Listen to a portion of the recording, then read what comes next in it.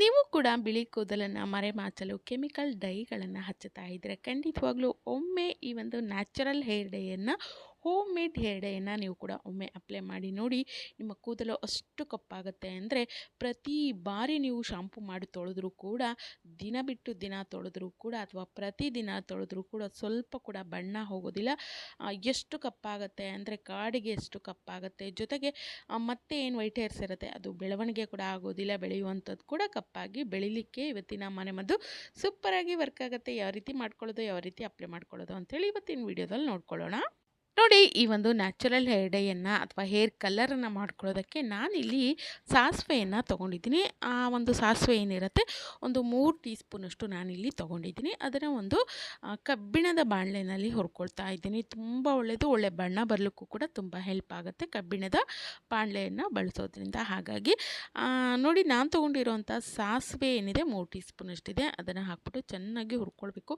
ಎಲ್ಲಿವರೆಗೂ ಹುರ್ಕೊಳ್ಬೇಕಪ್ಪ ಅಂದರೆ ಇದರ ಬಣ್ಣ ಚೇಂಜ್ ಆಗಬೇಕು, ಕಪ್ಪು ಕಲರಿಗೆ ಬರಬೇಕು, ಅಲ್ಲಿವರೆಗೂ ಇದನ್ನು ಹುರ್ಕೊಳ್ಬೇಕಾಗತ್ತೆ. ಸಾಸಿವೆ ಆಯಿಲನ್ನು ಹಚ್ತಾ ಬಂದರೆ ನಿಮಗೆ ಗೊತ್ತಿರತ್ತೆ ಕೂದಲಿಗೆ ಎಷ್ಟು ಕಪ್ಪಾಗಿರುತ್ತೆ ಅಂಥೇಳಿ. ತುಂಬ ಒಂದು ಕಪ್ಪು ಬಣ್ಣವನ್ನು ನೀಡಲಿಕ್ಕೆ ಇದು ಹೆಲ್ಪ್ ಆಗುತ್ತೆ, ಗ್ರೋತ್ ಹೆಚ್ಚಾಗುತ್ತೆ, ಜೊತೆಗೆ ಕೂದಲು ಉದುರೋದು ಕೂಡ ಕಡಿಮೆ ಮಾಡ್ಕೊಳ್ಳೋದಕ್ಕೆ ಹೆಲ್ಪ್ ಆಗುತ್ತೆ.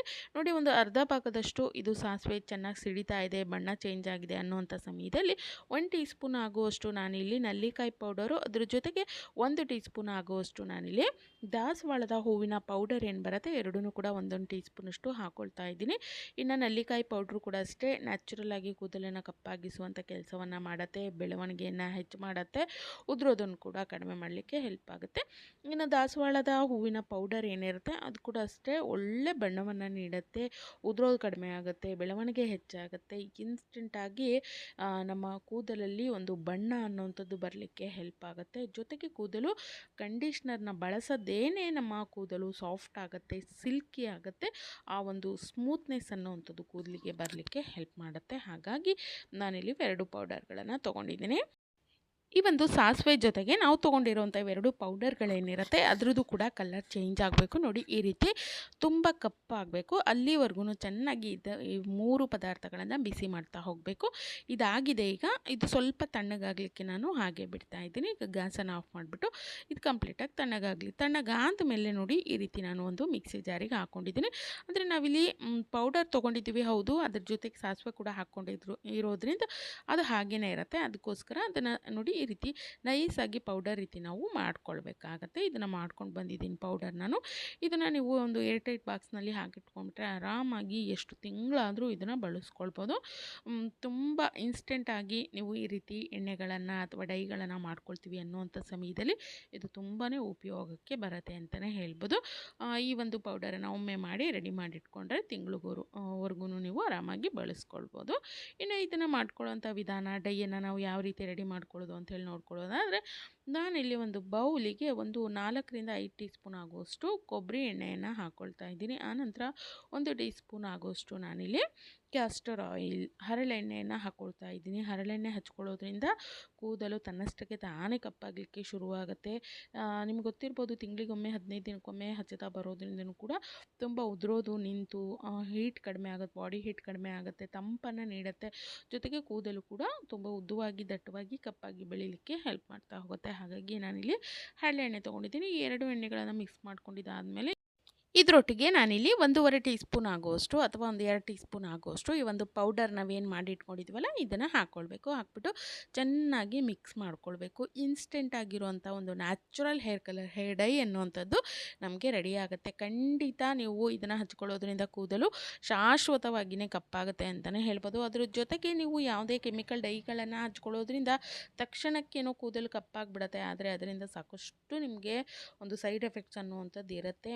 ಪದೇ ಪದೇ ಈ ರೀತಿ ಕೆಮಿಕಲ್ ಡೈಗಳನ್ನು ಹಚ್ಚುತ್ತಾನೇ ಇರಬೇಕು, ಜೊತೆಗೆ ಹೆಚ್ಚು ಬಿಳಿ ಕೂದಲಾಗ್ಲಿಕ್ಕೂ ಕೂಡ ಶುರುವಾಗುತ್ತೆ. ಹಾಗಾಗಿ ಈ ರೀತಿ ಮನೆಮದ್ದುಗಳನ್ನು ಮಾಡ್ತಾ ಬರೋದ್ರಿಂದ ತುಂಬ ನಿಮಗೆ ದೀರ್ಘ ಸಮಯಗಳವರೆಗೆ ಕೂದಲು ಕಪ್ಪಾಗಿ ಇರುತ್ತೆ, ಜೊತೆಗೆ ಒಳ್ಳೆ ಬಣ್ಣ ಕೂಡ ಬರ್ತಾ ಹೋಗುತ್ತೆ. ಯಾವುದೇ ರೀತಿಯ ಸೈಡ್ ಎಫೆಕ್ಟ್ಸ್ ಅನ್ನುವಂಥದ್ದು ಇದರಿಂದ ಇರೋದಿಲ್ಲ ಅಂತಲೇ ಹೇಳ್ಬೋದು. ನೋಡಿ, ನಾನಿಲ್ಲಿ ಕೈ ಕೂಡ ಹಚ್ಚಿ ತೋರಿಸ್ತಾ ಇದ್ದೀನಿ, ಎಷ್ಟು ಒಂದು ಒಳ್ಳೆಯ ಬಣ್ಣ ಬಂದಿದೆ ಅಂದರೆ ಇದನ್ನು ತೊಳಿಲಿಕ್ಕೆ ನಿಮಗೆ ಆಗೋದೇ ಇಲ್ಲ, ಅಷ್ಟು ಒಂದು ಬಣ್ಣ ಹಾಗೆಯೇ ಹಿಡ್ಕೊಂಡು ಅಂಟ್ಕೊಂಡಿರುತ್ತೆ. ಇನ್ನು ಇದನ್ನು ಹಚ್ಚುವಂಥ ಸಮಯದಲ್ಲಿ ಗ್ಲೌಸ್ ಹಾಕ್ಕೊಂಡೇ ಹಚ್ಚಬೇಕು, ಇಲ್ಲಾಂದರೆ ಕೈಗೆಲ್ಲ ಹಾಗೆಯೇ ಅಂಟ್ಕೊಂಡ್ಬಿಡತ್ತೆ, ಬಣ್ಣ ಹೋಗೋದೇ ಇಲ್ಲ ಅಂತಲೇ ಹೇಳಬೇಕು.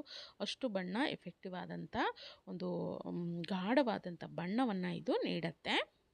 ಇನ್ನು ಈ ರೀತಿ ಮಾಡ್ಕೊಂಡಿರೋವಂಥ ಈ ಒಂದು ನ್ಯಾಚುರಲ್ ಹೇರ್ ಕಲರ್ ಅಥವಾ ಹೇರ್ ಡೈ ಏನಿರುತ್ತೆ, ಇದನ್ನು ನೀವು ನಿಮ್ಮ ಈ ರೀತಿ ಕೂದಲಿನ ಬುಡದಿಂದ ಹಿಡಿದು ತುದಿವರೆಗೂ ನೀಟಾಗಿ ಹಚ್ಕೊಳ್ಬೇಕು. ಅಥವಾ ಒಂದೇ ಹತ್ತಿರ ನಮಗೆ ನೆತ್ತಿ ಮೇಲಿದೆ ಅಥವಾ ಹಣೆ ಮೇಲ್ಭಾಗದಲ್ಲಿದೆ, ಸ್ವಲ್ಪ ಇದೆ ಅಂತಂದರೆ ಅಲ್ಲಿ ಕೂಡ ಹಚ್ಕೊಳ್ಬೋದು.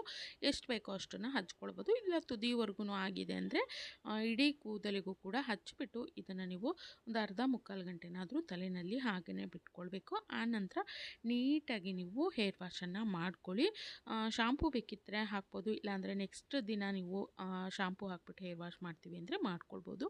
ಫಸ್ಟು ವಾಶಲ್ಲೇ ನಿಮಗೆ ಒಳ್ಳೆ ರಿಸಲ್ಟು 100% ಆಗಿ ಸಿಗುತ್ತೆ. ಯಾಕಂದರೆ ತುಂಬ ಒಂದು ನ್ಯಾಚುರಲ್ ಪದಾರ್ಥಗಳನ್ನು ಬಳಸಿ ಮನೆಯಲ್ಲೇ ನಾವೇ ರೆಡಿ ಮಾಡಿದ್ದೀವಿ. ಯಾವುದೇ ರೀತಿಯ ಕೆಮಿಕಲ್ ಪದಾರ್ಥಗಳಿಲ್ಲ, ಜೊತೆಗೆ ಇದರಿಂದ ಯಾವುದೇ ರೀತಿಯ ಸೈಡ್ ಎಫೆಕ್ಟ್ಸ್ ಕೂಡ ನಮಗೆ ಆಗೋದಿಲ್ಲ. ಹಾಗಾಗಿ ಈ ಒಂದು ಡೈಯನ್ನು ಖಂಡಿತವಾಗ್ಲೂ ನೀವು ಕೂಡ ಹಚ್ಚುತ್ತಾ ಬನ್ನಿ. ನಿಮ್ಮ ಎಷ್ಟೇ ವೈಟ್ ಹೇರ್ಸ್ ಇದ್ದರೂ ಕೂಡ ಅದನ್ನು ಕಪ್ಪಾಗಿಸ್ಕೊಳ್ಳೋದಕ್ಕೆ, ಅದು ಕೂಡ ಶಾಶ್ವತವಾಗಿ ಮರೆಮಾಚ್ಕೊಳ್ಳೋದಕ್ಕೆ ಇದು ಹೆಲ್ಪ್ ಮಾಡ್ತಾ ಹೋಗುತ್ತೆ. ಜೊತೆಗೆ ಕೂದಲು ದಟ್ಟವಾಗಿ ಉದ್ದವಾಗಿ ಕಪ್ಪಾಗಿ ಬೆಳಿಲಿಕ್ಕೂ ಕೂಡ ತುಂಬಾ ಹೆಲ್ಪ್ ಮಾಡುತ್ತೆ. ಈ ಒಂದು ವಿಡಿಯೋ ನಿಮಗೆಲ್ಲ ಹೆಲ್ಪ್ ಆಗಿದೆ ಅಂದ್ಕೊಳ್ತೀನಿ. ವಿಡಿಯೋ ಇಷ್ಟ ಆಗಿತ್ತು ಅಂದರೆ ಲೈಕ್ ಮಾಡಿ, ಶೇರ್ ಮಾಡಿ, ಹಾಗೆ ಸಬ್ಸ್ಕ್ರೈಬ್ ಆಗ್ದೇನೆ ಯಾರೆಲ್ಲ ವಿಡಿಯೋನ ನೋಡ್ತಾ ಇದ್ರು ಸಬ್ಸ್ಕ್ರೈಬ್ ಮಾಡಿಕೊಂಡು ಸಪೋರ್ಟ್ ಮಾಡಿ. ನಾನು ಸಿಗ್ತೀನಿ ಮತ್ತೊಂದು ಹೊಸ ವಿಡಿಯೋದೊಂದಿಗೆ. Thank you.